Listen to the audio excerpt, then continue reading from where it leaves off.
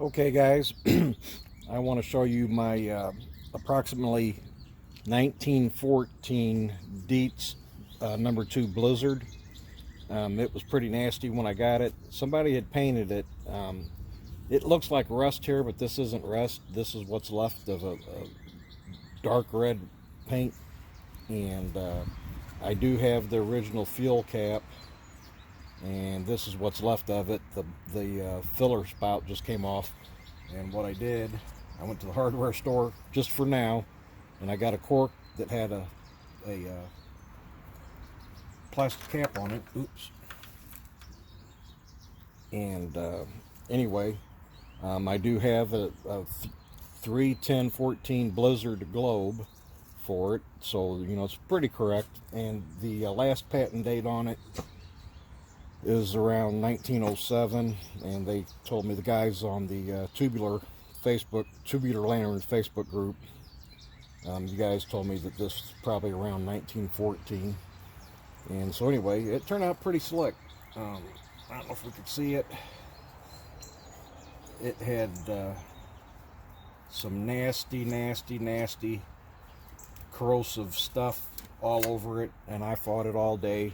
And finally I took it to the buffer. Anyway, let's see if I can get any better pictures of it. And I don't know, let's see if I can hold it up here. Anyway, yeah, she looks pretty good.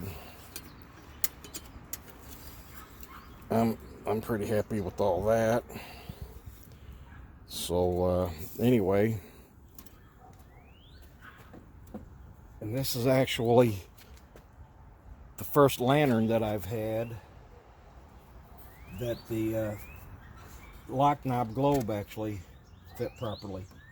So now this will be my first lighting of it. Let's see how I do. Sorry if I'm getting in the way of the camera.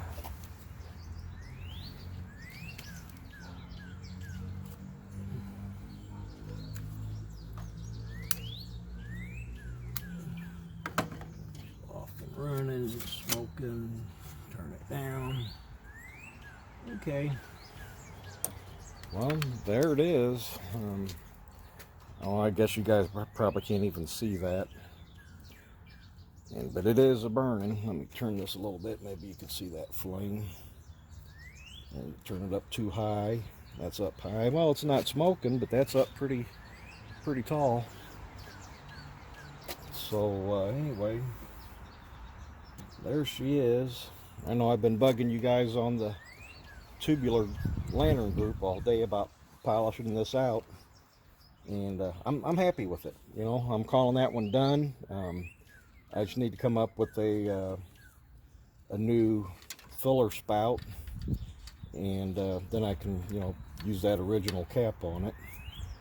So anyway, there it is. Thanks for watching.